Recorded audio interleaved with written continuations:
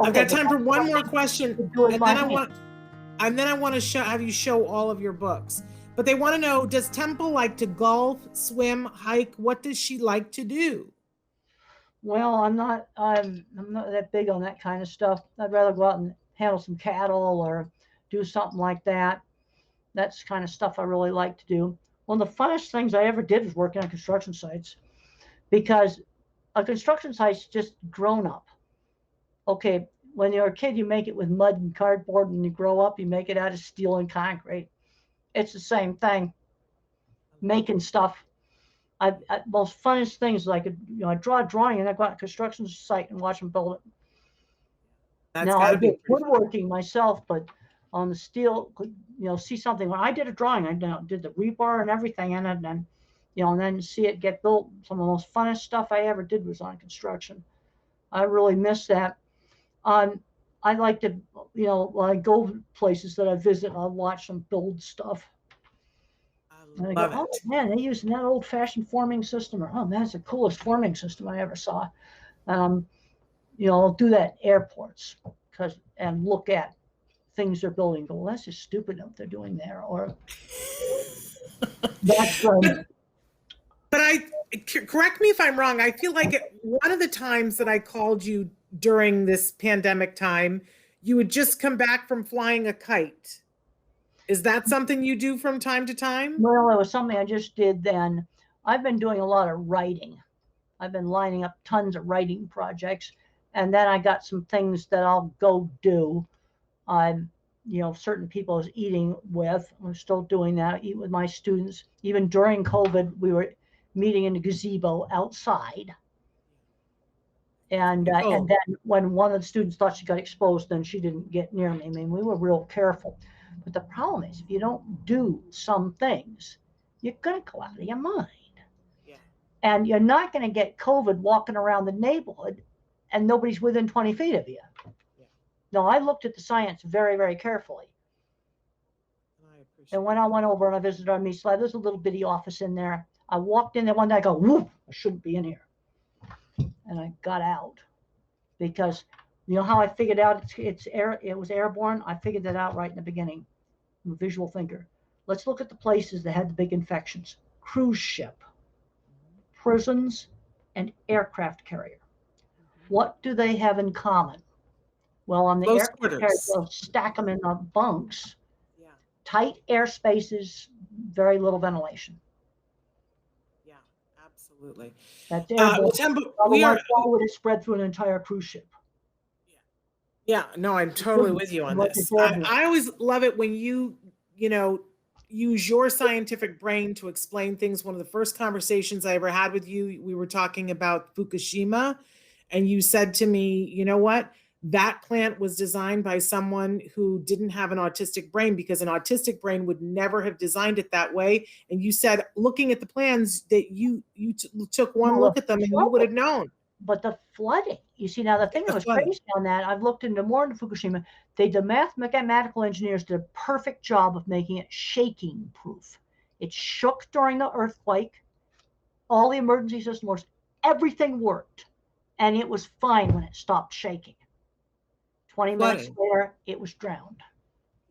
You see, they didn't visualize the water coming in there.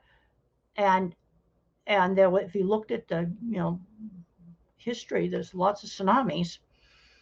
They didn't see water going in on that site and what it would do. Yeah, and electrically operated pump's not going to run when it's underwater. No. And when I need that pump, I really need it. Yeah. So Temple, unfortunately, we're out of time, but I want you to take just a second and show us all your books. You got a bunch of books over there, and I want you to show them one at a time. This is a new Outdoor Scientist. It just came out. Lots of cool projects. Now, Thinking in Pictures now has a new edition where I added an afterword with some of the latest information in it. The rest of the book is all the same. This is Animals in Translation. That's really popular with zoologists. And then I've got Animals Make Us Human. And this is my Temple Grandin's Guide to Working with Farm Animals. If you've got kids working with farm animals, you'll like this. And then this is my Way I See It, my most basic book on autism. the way I see it. And then, of course, I've got the Calling All Minds. And then, of course, I already showed you Different Not Less. And there's a few other books, but those are some of the major ones. Very cool. What are you reading right now? What am I reading right now? Science, Nature, Wall Street journals. That's why I know about COVID. The only way I could keep myself from freaking out about COVID when it first started was to know everything about it. Yeah. And so I very carefully looked at my risk factors and go, okay, now I'm going to go over to our meat slab, but I'm going to stay out in the part where the cattle are and in the little tiny office. I slipped and went in there once. I go, no, get out of there. I'm going to be very careful there. And thank goodness, because you're a national treasure. On patios, very carefully. And I assume you haven't gotten to see your mom during all this time. No, Christmas was canceled. I was not vaccinated. No, that was canceled. No, one thing I decided, I am not going on a plane until I'm fully vaccinated. Absolutely not. I was not going to take that risk. And basically Christmas got canceled. It's because it would have been in New York. And then unfortunately, Mother had a fell right before Christmas. Oh. And she's now in a really nice assisted living, and she's doing just fine there. That was 2 weeks before Christmas. That pretty well wrecked Christmas. So we had 2 Zoom calls. That's all we could do. Well, there was no way that I was going to take the risk of, at 73 years of age going to the airport. That's just, you see, the other thing I look at is your risk increases the more people you encounter. Yeah. Okay, so I learned this is one thing I learned in my math class. In finite math is probability. A slot machine, unless it's one of the new electronic ones now, it's independent. So each you meet, there's a certain risk they might have it. So the more people you encounter, the greater the risk.